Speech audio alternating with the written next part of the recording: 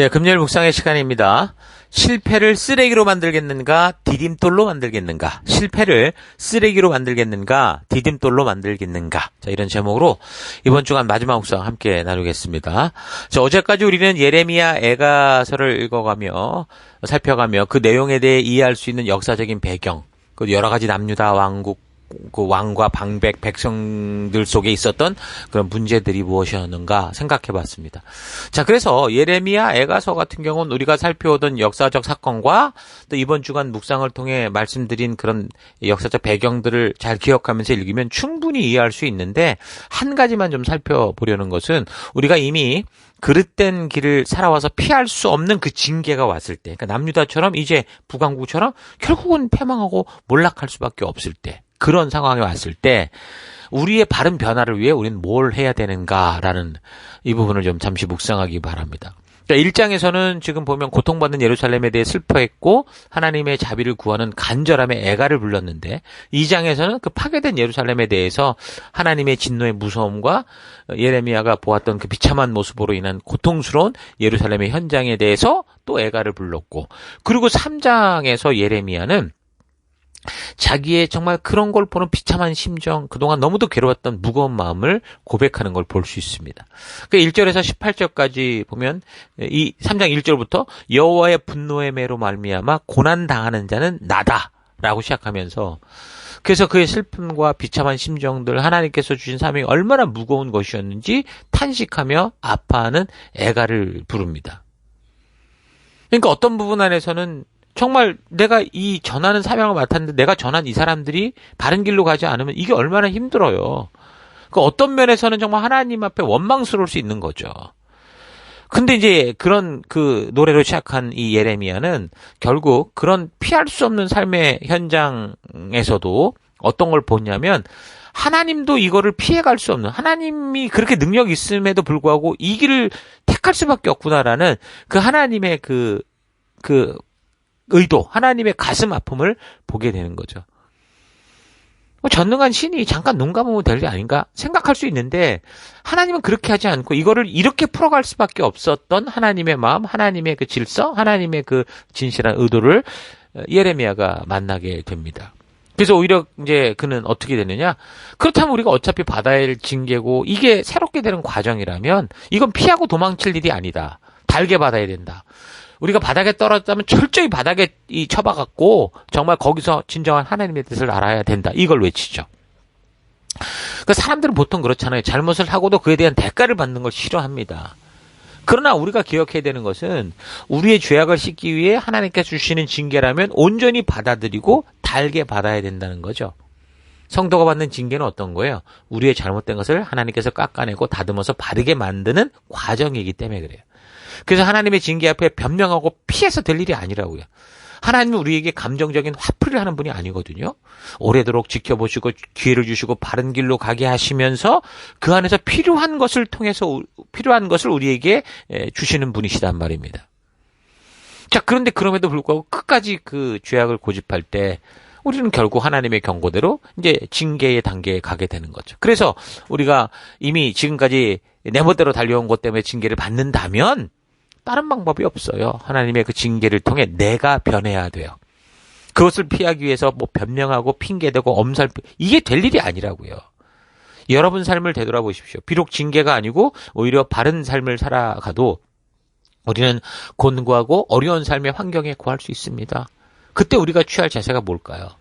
하나님의 특별한 부르심을 듣기 전까지 우리에게 주어진 그 상황과 환경 속에서 하나님 말씀대로 살아가는 오뚜기처럼 또다시 서는 그런 자세가 필요한 거예요.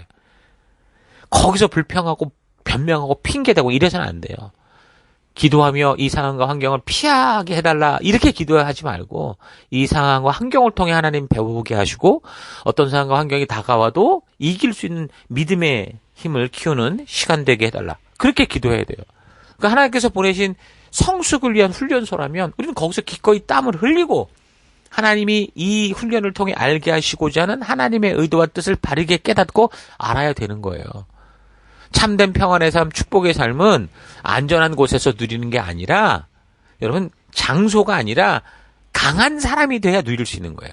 그러니까 이 세상 그 어디에도 천국 같은 곳은 없어요. 그러니까 늘 폭풍 치는 거대한 바다 같아서 약육강식의 원리가 지배하는 동물의 세계 같은 게 오늘 우리 세계잖아요. 그래서 우리가 이런 세상 속에서 안전한 처소, 천국을 찾는 건 불가능해요. 그래서 하나님은 우리로 하여금 그 어떤 상황 환경 속에서도 그 거짓된 것과 싸워 이겨서 그 사망의 음침한 골짜기 속에서도 천국 같은 삶을 살 수 있는 그런 강한 자로 우리를 세워가시는 거죠.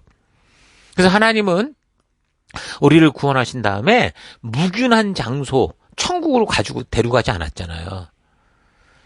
출애굽의 과정을 보면 이집트에서 구원한 백성들을 시내 산에 모아놓고 거기에다 천국을 만든 다음에 거기 살라 하지 않았잖아요.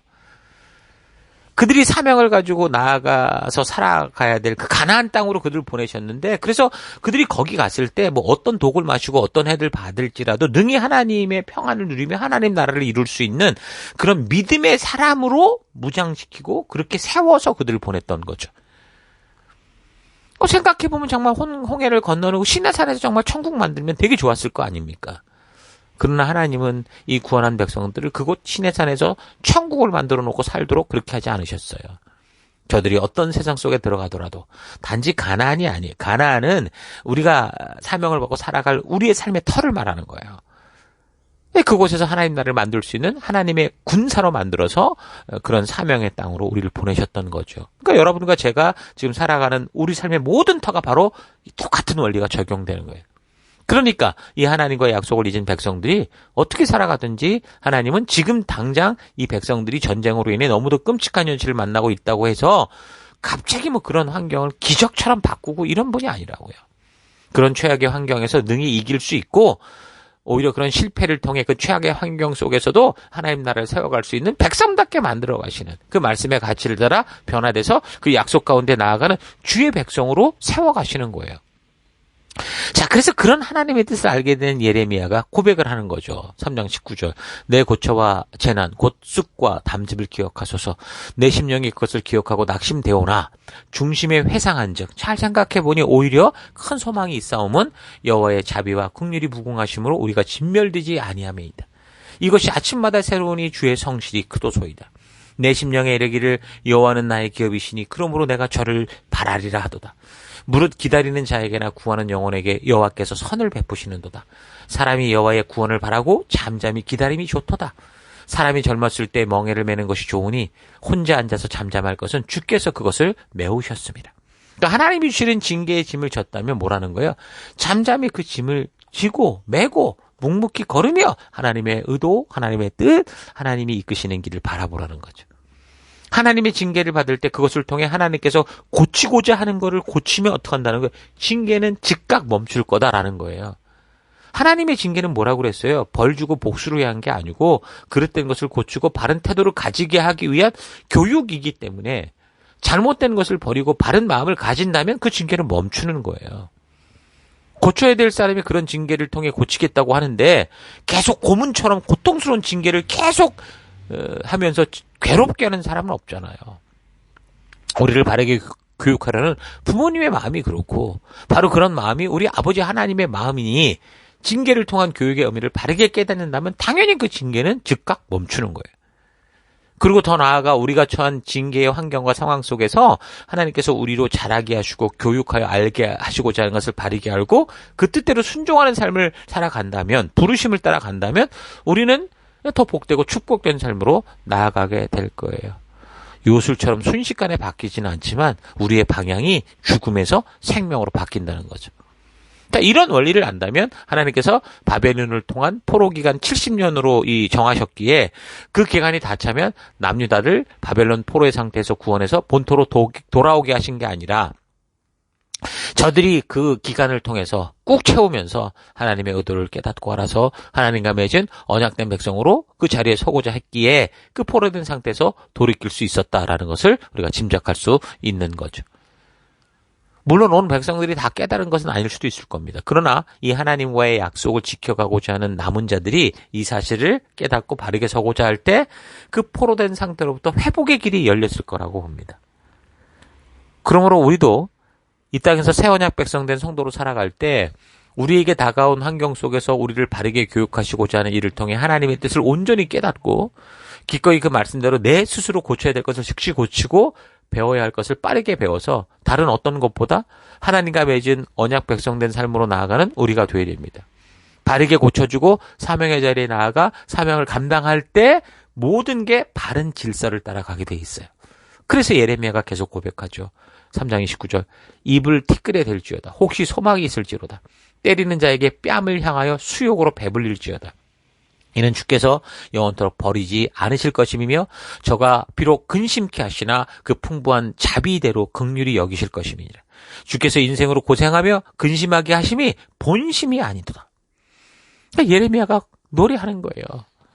때리는 자에게 뺨을 대고 수욕으로 배를 채워라. 왜 그렇습니까? 그건 우리를 죽이려는 게 아니라 단지 파괴하고 파멸하며 뽑아버리려는 게 아니라 사명으로 부름받은 백성들 속에 있어서는 안 될 욕심, 욕망들, 거짓된 이 잘못된 것들을 다 거품들을 뽑아내는, 파괴하고 파멸하고 뽑아내려는 것이 있고, 그래서 그곳에서 다시 온전한 사명의 사람으로 세우고 건설하는 그 목적이 있기 때문인 거예요. 그래서 성도로서 하나님의 징계는 피하려 하지 말고 이것을 통해 우리에게 들어와 있던 거짓된 거품들, 죄악들, 쓸데없는 것들 다 떨어버리고 달게 받고, 그래서 그것을 통해 거룩하게 새로워지는 바른 교훈을 얻어야 되는 거죠. 이 고난과 어려움을 통해 우리가 부름을 받은 사명에 대해서 쓸데없이 쥐고 있는 쓸데없는 버려야 되는 것들 버려야 돼요. 정말 스몰 라이프를 살아야 돼요.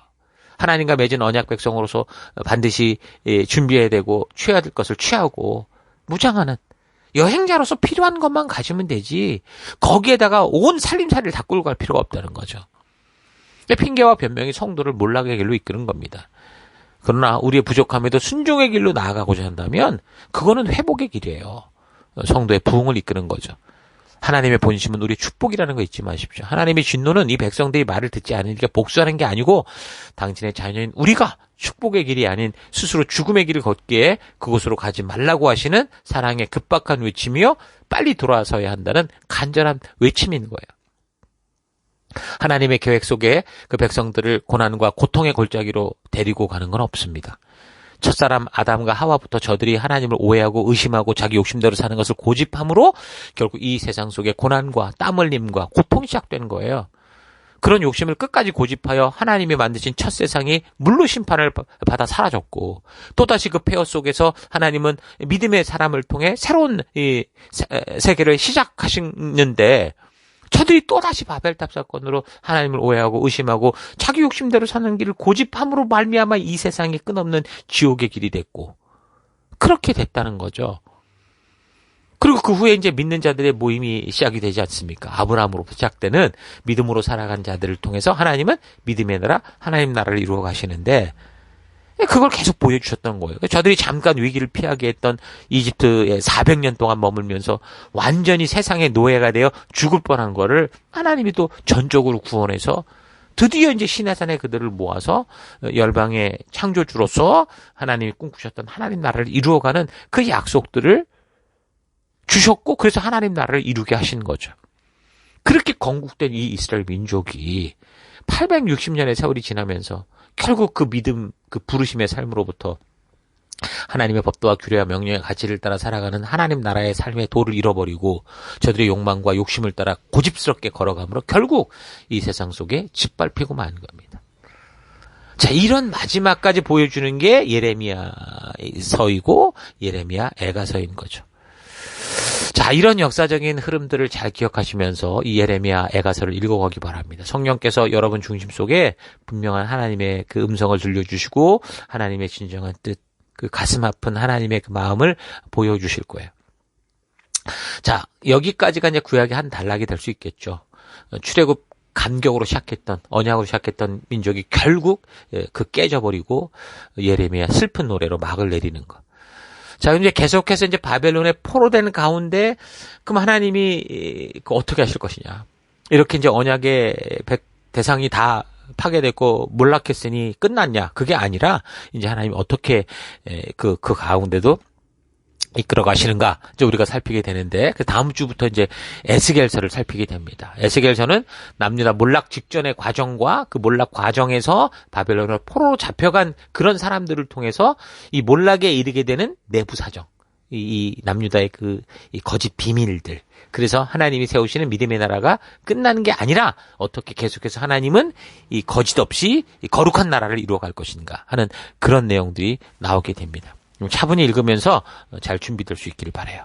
자, 오늘 하루 나는 나의 삶 속에서 어떤 상황과 환경이 다가오든지 그것을 통해 하나님께서 나로 알게 하시고 바르게 하시고자 하는 그 하나님의 뜻을 발견해서 그 험한 폭풍 속에서도 오직 우리 주님이 주신 나침반, 말씀을 붙들고 그 나침반이 말씀이 가리키는 방향을 향해 나아가고자 하는지 아니면 그저 그 어려운 시기로 인해 하나님을 탓하고 순종해야 될 그때 여러 가지 핑계와 변명을 늘어놓고 내가 순종으로 나아가야 될 것은 하지 않고 하나님의 능력과 약속을 근거로 하나님께 미루는 삶을 살고 있지는 않았는가 차분히 좀 되돌아보길 바랍니다.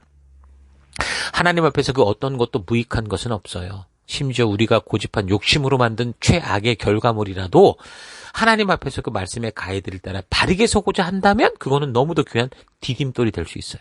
실패가 오히려 성공의 디딤돌이 되죠.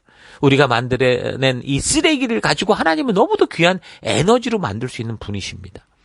물론 우리는 먼저 하나님과 맺은 언약 백성답게 바르고 온전한 사명의 삶을 살아야 되죠. 그러나 어떤 이유로든 우리가 잘못된 결과를 만들어냈을 때 그 잘못된 결과가 정말 쓰레기가 되지 않고 오히려 그 실패와 잘못을 통해 잘못된 과거보다 훨씬 나은 미래를 만드는 기회로 삼아야 돼요. 그런 회복의 방법은 다른 게 아닙니다. 하나님이 처음부터 모든 것을 알려주셨고 말씀해 주신 대로 우리를 부르신 그 부름 받은 자답게 열방의 제사장이요 거룩한 나라로 살아가는 거예요. 하나님 말씀의 가치를 따라 살아가는 하나님 나라 백성으로 살아가는 거죠. 그러기 위해서 우리는 하나님이 직접 그의 백성들에게 주신 그 하나님 나라 법도와 규례와 명령이 어떤 것인가를 알고 더 나아가서 그 법도와 규례와 명령이 알게 하는 하나님의 백성다운 정체성을 온전히 알아야 돼요. 그래서 그런 하나님의 의도를 알게 될 때, 그래서 하나님이 부르신 하나님 나라의 백성답게 살아갈 때 비로소 온전한 회복, 형통한 삶의 축복을 누리게 되는 겁니다. 여러분, 그러므로 각자 번뇌를 받은 삶의 현장에서 지금까지 살아온 그 현장이 지금 어떤 상황과 환경이요 어떤 지경이든지 오직 우리 주와 맺은 언약의 말씀의 가치를 따라 살아감으로 모든 잘못된 것들이 오히려 이 딛고 온전히 설 수 있는 디딤돌로 변해가는 그 역사를 이루는 히스토리 메이커가 되기를 축원합니다. 자, 오늘 하루도 힘내십시오.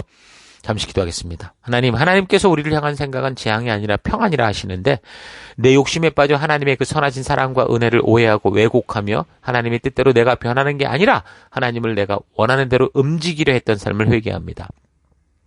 우리 하나님 앞에서 우리의 어떤 실패든지 그것은 쓰레기가 아니라 오히려 디딤돌이 될 수 있다라는 사실을 잊지 않고 하나님 앞에서 그런 쓰레기와 함께 살기를 간구하는 그런 삶이 아니라 그런 쓰레기들을 완전히 버리고 온전히 하나님의 말씀으로 새로운 디딤돌을 삼을 수 있는 믿음의 길 걷기 원합니다. 그래서 내가 어떤 이유로 만든 실패든지 그로 인해 다가오는 수치와 부끄러움을 기꺼이 받고 그러나 주의 말씀과 약속의 길로 돌아와 다시는 그런 반복되는 주의 욕심에 빠지지 않고 더욱더 말씀의 가치를 따라 다윗과 같이 용기 있게 말씀대로 살아가는 내가 되기를 원합니다.